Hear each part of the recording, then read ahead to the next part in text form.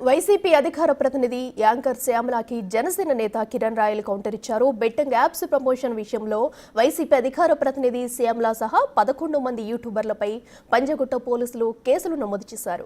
China కేంద్రంగా పనిచేస్తున్న పలు బెట్టింగ్ యాప్లను ప్రమోట్ చేస్తున్నందుకు గాను వీరిపై కేసులు నమోదయ్యాయి. దీంతో ఏపీలో కూడా శ్యామలపై కేసు నమోదు చేయాలన్నారు కిరణ్ రాయల్. వైసీపీ అధికార ప్రతినిధిగా శ్యామలను సస్పెండ్ చేయాలని డిమాండ్ చేశారు కిరణ్ రాయల్. ఈమె ఒక అధికార ప్రతినిధి, వైసీపీ అధికార ప్రతినిధి అని చెప్పుకోవడం ఏంటి? వైసీపీ అధికార ప్రతినిధి అని చెప్పి ఈ గత కొద్ది రోజులుగా టీవీల్లో వచ్చి వెనకాల జగన్ బొమ్మ పెట్టుకొని ఓవర్ యాక్షన్ చేస్తున్న శ్యామల నిన్నటి రోజు తెలంగాణలో కేసు నమోదైంది. అది ఎట్లాంటి కేసు అంటే, యువకుల్ని టార్గెట్ చేసి ఏదైతే బెట్టింగ్ యాప్స్ పేరుతో బలి తీసుకుంటుందో దాన్ని ప్రమోషన్ చేయడం. ఈమె ఒక అధికార ప్రతినిధి పార్టీకా, లేదా బెట్టింగ్ యాప్స్ ప్రమోషన్ చేయడం అధికార ప్రతినిధా? చెప్పండి.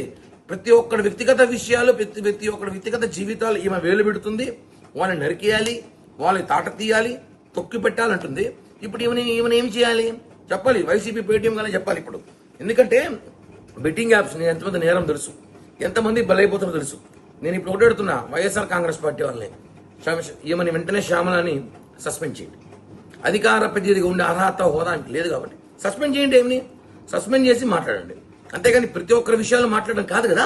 కాబట్టి శ్యామల సస్పెండ్ చేయాలని డిమాండ్ చేస్తున్నా.